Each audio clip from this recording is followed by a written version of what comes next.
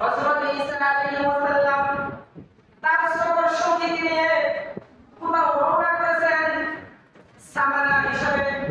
খাবার হিসাবে তিনটা রুটি সাজিয়েছে কয়টা রুটি তিনটা রুটি সাজিয়েছে তিনটা রুটি সাথে নিয়ে সফর সঙ্গী নিয়ে রওনা করেছেন কিছু দূর যাওয়ার পরে ক্লান্ত হয়ে গেলেন বিশ্রাম করলেন দুই জনে মিলে দুইটা রুটি ভাগ করে খাইলেন খাবার পরে তিনি প্রাকৃতিক খাদ্য হয়ে গেলেন কিছু দূর যাওয়ার পরে যখন আবার ক্লান্ত হয়ে গেলেন খাবারের জন্য বললেন নাই ওই যে দ্বিতীয় রুটিটা আছে দ্বিতীয় রুটিটা নিয়ে আসো এবার সবার সঙ্গে দ্বিতীয় রুটিটা দিতে ব্যর্থ বলতেছে না দ্বিতীয় রুটিটা কোনো কিছু করা নাই হযরত ঈসা আলাইহিস সালাম বলতে বলো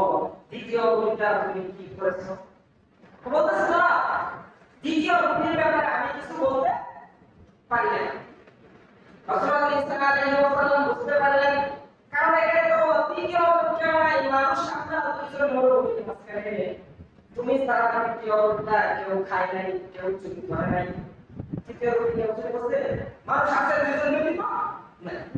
কিছু যাওয়ার পরে সুন্দর একটা হরিণকে পেলেন হযরত ঈসা আলাইহিস সালাম ওই হরিণটাকে শিকার করলেন শিকার করার পরে সেটাকে রান্না বান্না করে খাবার খাইলেন খাবার শেষে বললেন এই যে হরিণের হাড়িগুলো একত্রিত করো একত্রিত করে ওই হাড়িগুলো প্রতিষ্ঠা করছে আমি আল্লাহর নামে ঈসা বলতেছি তুমি পূর্বে যেই রকম ছিলা এই রকম হয়ে যাও সাথে সাথে ওই হাড়ি থেকে পূর্বে যেরকম হরিণ ছিল ওই রকম হরিণ হয়ে আমাদের সাথে দৌড়াইতে দৌড়াইতে চলে গেল এবার হযরত ঈসা আলাইহিস সালাম তার সফর সঙ্গীকে ডাক দিয়ে বলো ওই আল্লাহর কসম দিয়ে বলছি যে আল্লাহ এই হাতি থেকে হরিণকে আমার পূর্বের অবস্থায় ফিরিয়ে আনছে সেই আল্লাহর কসম দিয়ে বলছি বলো দ্বিতীয় রূপটা তুমি কি করেছো বলতেছে হুজুর আল্লাহর কসম দ্বিতীয় রূপের ব্যাপারে আমি কিছু জানি না সম্মানিত মুসলিম আরেকটা সামনের দিকে গেলাম যাওয়ার পরে সমুদ্র পার হওয়ার কোনো ব্যবস্থা নাই হযরত ঈসা আলাইহিস সালাম তার সফর সঙ্গীকে হাত ধরে বিনা পাথরে সমুদ্র পার হয়ে গেলেন সুবহানাল্লাহ পার হয়ে বলতেন ওই আল্লাহর কসম দিয়ে বলতেছি যে আল্লাহ কোনো প্রকারের যানবাহন ছাড়া পানির উপর দিয়ে তোমাকে আমাকে সমুদ্রের ওই পার থেকে এই পারে নিয়ে আসছে সেই আল্লাহর কসম দিয়ে বলতেছি এবার বলো দ্বিতীয় রুটিটা তুমি কি করছো বলতেছে আমি জানি সম্মানিত মুসলিম ভাইরা কিছু দূর যাওয়ার পরে হযরত ঈসা আলাইহিস সালাম তার সফর সঙ্গীকে বললেন তুমি কতগুলো বালুময় কর্তৃত্ব করিয়া তিনটা বালুর স্তূপ তৈরি করো তিনটা বালুর স্তূপ তৈরি করো আল্লাহ নবী হযরত ঈসা আলাইহিল্লাহ বালুকে উদ্দেশ্য করে বলেন আমি আল্লাহ নবী ঈসা বলতেছি সর্বপ্রথম হয়ে যাও বলতে নেই সাথে সাথে সাথে তিনটা স্তূপ হয়ে গেছে সুবহানাল্লাহ এই সময় তিনটা স্তূপ হয়ে গেছে এবার বলতেছে দেখো এই যে তিনটা স্তূপ দেখতেছো একটা আমার আরেকটা তোমার দ্বিতীয়টা কাজ জানো ওই যে আমাদের যে দ্বিতীয়টা রুটি ছিল দ্বিতীয় রুটিটা যে খাইছে এই দ্বিতীয় সন্তানের স্তূপটা ওই এবার ওই রুটিটা আমি খাইছিলাম ঠিক করছিলাম আমি সেটা আত্মসাৎ করছি সম্মানিত মুসলিম ভাইরা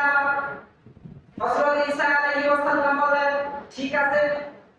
এই সন্তান আমার প্রয়োজন নাই তোমাকে আমি দিয়ে গেলাম হযরত ঈসা আলাইহিস সালাম তাকে দিয়ে চলে গেলেন ওই লোকটা মহা আনন্দের ভিতরে সে ব্যাগে করে রওনা হয়েছে রাস্তায় দুইজন ডাকাতের সাথে সাক্ষাৎ হয়ে গেল ওই ডাকাত দল তার কাছে স্বর্ণ দিতে তাকে আক্রমণ করতে লাগলো সে মনে মনে ভাবতেছে আর বলতেছে আমি একা ওরা দুইজন ওদের সাথে সম্পর্কে পারা যাবে না ওদের সাথে কোন সময় করতে হবে না তখন বলতেছে ঠিক আছে এগুলো আমরা তিনজন ভাগ করে নিই কি করে তিনজনে ভাগ করে নিই কিন্তু ঝগড়া ফাসাদের প্রয়োজন নাই সম্মানিত মুসলিম ভাইরা এবার তিনজনে ভাগ করার জন্য প্রস্তুত কিছু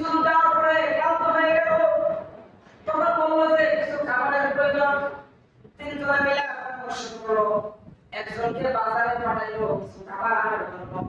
যে ব্যক্তিটা বাজারে গেছে সে চাইতেছে আর চিন্তা করতে লাগলো, আরে সন্ধ্যে খুব তিনটা মানুষ, তিনজন যদি ওই যে দুই দিকে রাজাদের খেয়াল কাছে সময় কাছে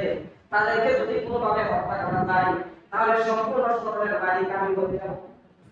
এই চিন্তা করে সে বাজার থেকে খাবার কিনে ওই খাবারের ভিতরে মিশিয়েছে বিষ। কি মিশাইছে? বিষ। শহরের ভাড়া কয়জন? দুইজন। এবার ওই ব্যক্তি চিন্তা করলো, আরে ওই তৃতীয় ব্যক্তি যে বাজারে গেছে তাকে যদি কোনোভাবে হত্যা করা যায় তাহলে শহরের বাড়ি আমরা দুইজন হয়ে যাবো। কয়জন হয়ে যাবে? দুইজন। সম্মানিত ভাইয়েরা আমার, এবার ওই দুইজন মিলে পরামর্শ করলো, সে যখন খাবার নিয়ে আসবে সাথে সাথে আমরা তাকে লাঠি দিয়ে আঘাত করবো, লাঠি দিয়ে আঘাত করে তাকে হত্যা করে ফেলবো। সেই পরিকল্পনা অনুযায়ী যে ব্যক্তিটা বাজারে গেছে, বাজারে গিয়ে সে খাবারের ভিতরে বিষ মিশাচ্ছে, আনার পরে যখন উপস্থিত ওই দুই ব্যক্তি লাঠি দিয়ে তাকে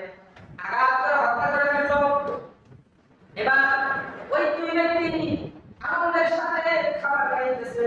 কিছুক্ষণ পরে দেখা গেল এবার ওই দুই ব্যক্তি মারা গেছে। তিনটা লাশ এক জায়গায় পড়ে আছে, তিনটার সময় বিস্কুট এক জায়গায় পড়ে আছে। সবার হাজির। এই ঘটনাটা কি বুঝতে পারলাম? যে আপনি আমার সম্পত্তি, যে সম্পত্তি অর্জনের জন্য আজকে আমরা হারাম পথ অবলম্বন করতেছি, যে সম্পত্তি অর্জনের জন্য আজকে বাবার সম্পর্ক ছিন্ন করতেছি, যে সম্পত্তির জন্য